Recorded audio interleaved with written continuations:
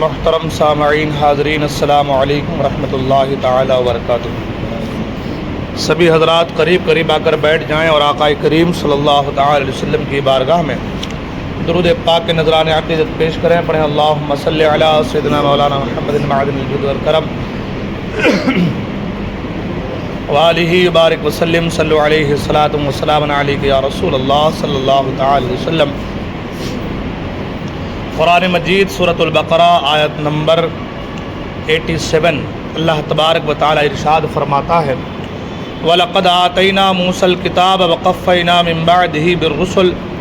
وَآتَيْنَا عِيسَى ابْنَ مَرْيَمَ الْبَيِّنَاتِ وَأَيَّدْنَاهُ بِرُوحِ الْقُدُسِ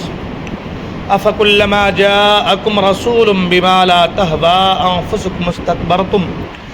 فَفَرِيقًا كَذَّبْتُمْ وَفَرِيقًا تَقْتُلُونَ۔ اور بے شک ہم نے موسیٰ کو کتاب عطا کی اور اس کے بعد پے در پہ رسول بھیجے،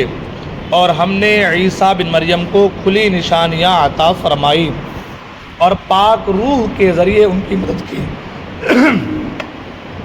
پاک روح کے ذریعے ان کی مدد کی۔ تو اے بنی اسرائیل، تو کیا تمہارا یہ معمول نہیں ہے کہ جب کبھی تمہارے پاس کوئی رسول ایسے احکام لے کر تشریف لایا جنہیں تمہارے دل پسند نہیں کرتے تھے تو تم تکبر کرتے تھے، پھر ان انبیاء میں سے ایک گروہ کو تم جھٹلاتے تھے اور ایک گروہ کو شہید کر دیتے تھے۔ اس آیت مبارکہ کے تحت کل کچھ باتیں میں نے آپ کے گوش گزار کی تھی۔ اس آیت مبارکہ میں وَأَيَّدْنَاهُ بِرُوحِ الْقُدُسِ اور ایک آتَيْنَا عِيسَى ابْنَ مَرْيَمَ الْبَيِّنَاتِ، عیسیٰ بن مریم کو ہم نے نشانیاں دی۔ کون سی نشانیاں؟ ان کے جو معجزات تھے وہ کیا تھے؟ مردوں کو زندہ کرنا، اندھوں کو بینا کرنا، برس والوں کو صحت دینا، پرندوں کی صورت بنا کر کے اس میں جان ڈال دینا، غیب کی خبریں دینا وغیرہ، جیسا کہ سورہ آل عمران آیت نمبر 49 میں موجود ہے۔ وَأَيَّدْنَاهُ بِرُوحِ الْقُدُسِ اور پاک روح کے ذریعے اس کی مدد کی۔ روح القدس سے مراد حضرت جبرائیل امین ہے کہ وہ روحانی ہے اور ایسی وحی لاتے ہیں جس سے دلوں کو حیات یعنی زندگی ملتی ہے۔ تو ان آیت کے ٹکڑے اور ان کی تفسیر میں، اس کی تفسیر سے یہ معلوم ہوا کہ غیر خدا کی مدد جو ہے یہ شرک نہیں ہے، کہ جبرائیل امین کے ذریعے سے یعنی پاک روح کے ذریعے سے اللہ تعالیٰ لوگوں کی مدد فرماتا ہے۔ تو اس سے پتہ یہ چلا کہ غیر خدا کی مدد شرک نہیں ہے، کیونکہ جبرائیل امین خدا نہیں ہے۔ جبرائیل امین ایک فرشتہ ہے، اور جب فرشتہ ہیں وہ غیر خدا ہیں، تو اللہ خود فرماتا ہے وَأَيَّدْنَاهُ بِرُوحِ الْقُدُسِ اور پاک روح کے ذریعے جبرائیل امین کے ذریعے اس کی مدد کی۔ تو پتہ یہ چلا کہ جب جبرائیل مدد کر سکتے ہیں جو غیر خدا ہیں، تو انبیاء اولیاء بھی مدد کر سکتے ہیں۔ اگر جبرائیل مدد کرے قرآن کی روح سے تو یہ شرک نہیں ہوتا، تو انبیاء اولیاء بھی اگر مدد کریں تو پھر یہ بھی شرک نہیں ہوتا۔ حضور اقدس صلی اللہ تعالی علیہ وسلم کا اپنی ظاہری حیات مبارکہ میں مدد فرمانے کا ثبوت تو احادیث کثیرہ میں ذکر ہے۔ بہت سارے احادیثوں میں جو ہے سرکار نے حیات ظاہری میں مدد فرمائی ہے۔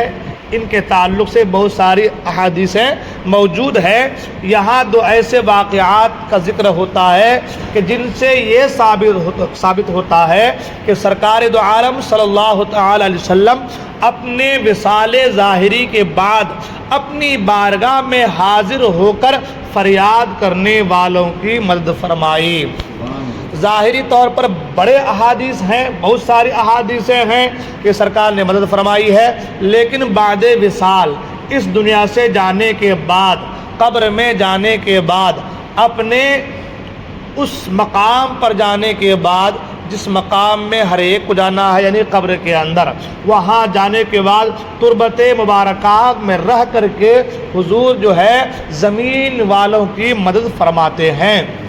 مشہور محدثین میں امام ابو بکر بن مقری، امام ابو القاسم سلیمان بن احمد طبرانی اور امام ابو شیخ رحمۃ اللہ تعالی علیہ نے مزار پر انوار پر حاضر ہو کر بھوک کی فریاد کی، بھوک کی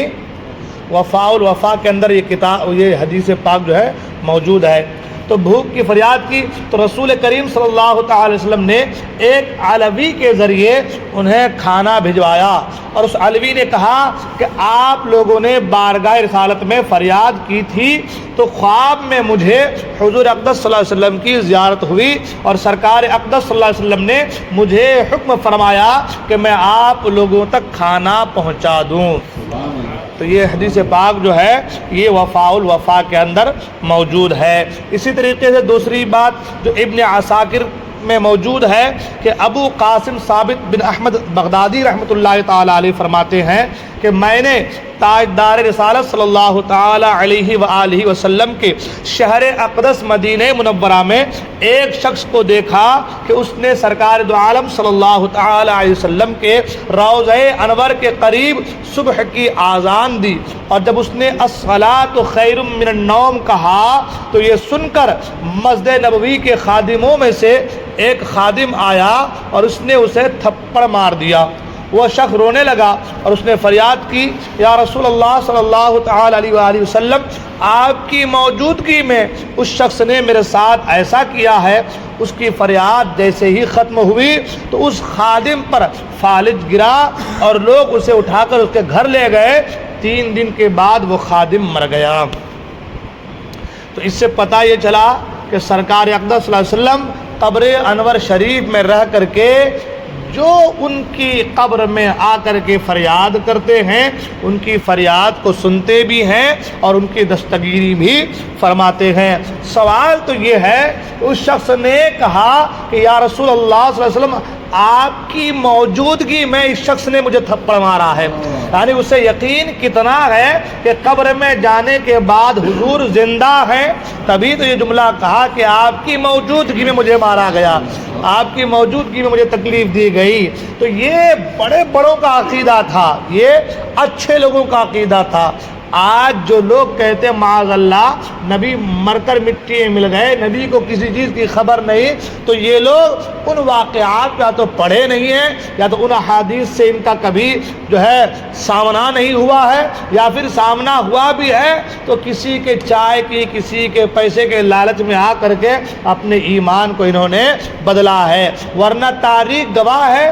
کہ 1400 سال سے لے کر کے اب تک جو لوگ صحابہ سے، تابعین سے، محدثین سے، اولیاء سے جڑے ہیں ان کا عقیدہ یہی ہے جو عقیدہ امام احمد رضا فاضل بریلوی نے دیا ہے کہ تو زندہ ہے واللہ، تو زندہ ہے واللہ، میری چشم عالم سے چھپ جانے والے۔ یاد رہے کہ علامہ نور الدین علی بن احمد سمہودی رحمۃ اللہ تعالی علیہ نے اپنی مشہور کتاب وفاء الوفا باخبار دار المصطفیٰ کے 4تھے حصے میں صحابہ اکرام رضی اللہ تعالی عنہم اور اولیاء اعظام رحمۃ اللہ تعالی علیہم کے ایسے کئی واقعات بیان فرمائے ہیں جن میں یہ ذکر ہے کہ انہوں نے سید عالم صلی اللہ علیہ وسلم کے روضہ انور پر حاضر ہو کر کے اپنی حاجت بیان کی، اور رسول کریم صلی اللہ علیہ وسلم نے ان کی مدد کرتے ہوئے ان کی حاجت پوری فرما دی۔ اور امام محمد بن موسیٰ بن نعمان رحمۃ اللہ تعالی علیہ نے تو اس موضوع پر مصباح الظلام فی المستغیثین بخیر الانام کے نام سے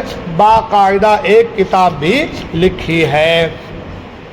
تو ان احادیث سے، ان واقعات سے پتہ یہ چلا کہ غیر خدا اگر مدد کرے تو یہ شرک نہیں ہوتا،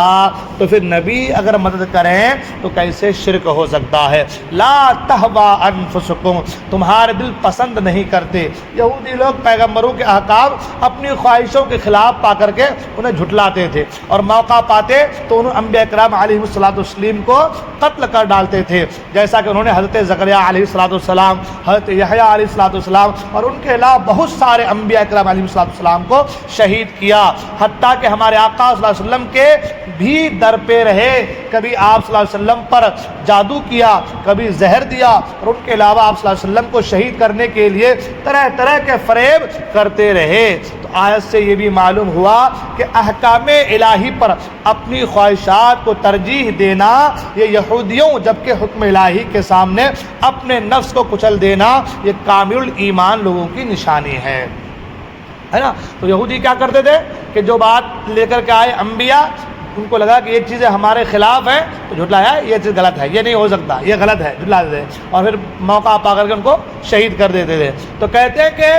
جب کبھی احکام الہی آ جائے اور اس کو دیکھے کہ ہمارے موافق نہیں ہے تو اس وقت اپنی خواہشات کو ترجیح دینا، حکم الہی کو پیچھے رکھ دینا، تو یہ یہودیوں کا کام ہے، یہ یہودیوں کا طریقہ ہے۔ اور حکم الہی جب سامنے آ جائے تو حکم الہی کے سامنے اپنے نفس کو کچل ڈالنا یہ کامل مومن والوں کا، ایمان والوں کا کام ہے۔ تو آج کے دور میں بھی ایسا ہی ہوتا ہے کہ جب ہمارے پاس جو ہے شریعت کی بات آئے تو اس وقت ہم شریعت کو تھوڑا سا پیچھے کر کے اپنی خواہشات کو دیتے ہیں، چلو ابھی ہے کر لیتے ہیں بھائی، بعد میں پھر سے توبہ کر لیں گے، چلو ابھی ہے نماز چھوڑ دیتے ہیں بھائی، بعد میں پھر سے واپس پڑھ لیں گے، چلو ابھی تھوڑا غلط کام کر لیتے، سود پیاز یہ سب حرام کام کر لیتے ہیں بھائی، پھر بعد میں توبہ کر لیں گے، چلو ابھی سارے گناہ کر لو، ایک بار حج کر لیں گے، سارے گناہ معاف ہو جائے گا، پھر سے پاک صاف ستھرے سے اچھے ہو جائیں گے، پھر حج کر کے آ گئے، اس کا پھر تھوڑی دیر پھر کچھ گناہ کر لے، چلو بھائی کوئی بات نہیں، ایک حج اور کر لیں گے، اللہ نے بہت پیسہ دیا ہے، پھر تھوڑا بہت ملاوٹ کر لو، کچھ دن پھر ایسا ایک عمرہ اور کر لیتے بھائی، چلو گناہ معاف ہو جائیں گے۔ تو یہ ہم نے کیا کر دیا؟ اپنی خواہشات کو ترجیح دی، احکام الہی کو پیچھے رکھا، یہ نہیں دیکھا کہ اللہ کا حکم ایک بار ہی ہے اور وہ ایک بار ہی قیامت تک کے لیے ہے، وہ ایک بار جو ہے قیامت تک کے لیے ہے۔ اس کو مثال آپ یوں سمجھیں کہ اگر ایک بالٹی پانی میں ایک قطرہ پیشاب ڈال دے تو وہی حکم ہے، اور پورا کا پورا ایک گلاس پیشاب ڈال دے تو بھی وہی حکم ہے، وہ پانی ناپاک ہو جائے گا، ہے نا، وہ پانی ناپاک ہو جائے گا۔ تو اور اگر ایک بالٹی پیشاب میں اب ایک قطرہ پانی کیا، ایک بالٹی پانی کیا 10 بالٹی پانی ملا دے تو بھی وہ ناپاک کا ناپاک ہی رہے گا۔ تو یہی حال ہمیں سوچنا چاہیے کہ بھائی ہم گئے، اچھا کام کر لیے، 11ویں شریف کا مہینہ آیا، لنگر لٹا دیے، اب ہم پاک ہو گئے، یہ نہیں ہو سکتا۔ یہ شریعت کے خلاف کام کرنا ہے، اپنی خواہشات کو ترجیح دینی ہے، خواہشات کو اللہ کے احکام کے آگے کچل ڈالنا یہ کامل ایمان والوں کی نشانی ہے۔ ایمان والوں کی پہچان یہ ہے کہ وہ اپنی خواہشات کو نہیں دیکھے، میرا اس میں نفع ہو رہا ہے کہ نقصان ہو رہا ہے وہ نہیں دیکھے، بلکہ یہ دیکھے فرمان الہی کیا ہے، فرمان مصطفیٰ کیا ہے۔ اگر یہ چیز نگاہوں کے سامنے رہے گی تو کبھی بھی ہم خائب و خاسر نہیں ہوں گے، اور کبھی بھی جو ہے ہمارا نیکیوں کا پلڑا جو ہے وہ ہلکا نہیں ہوگا، وہ بھاری کا بھاری رہے گا۔ اللہ تعالیٰ ہم تمام کہنے سے عمل کرنے کے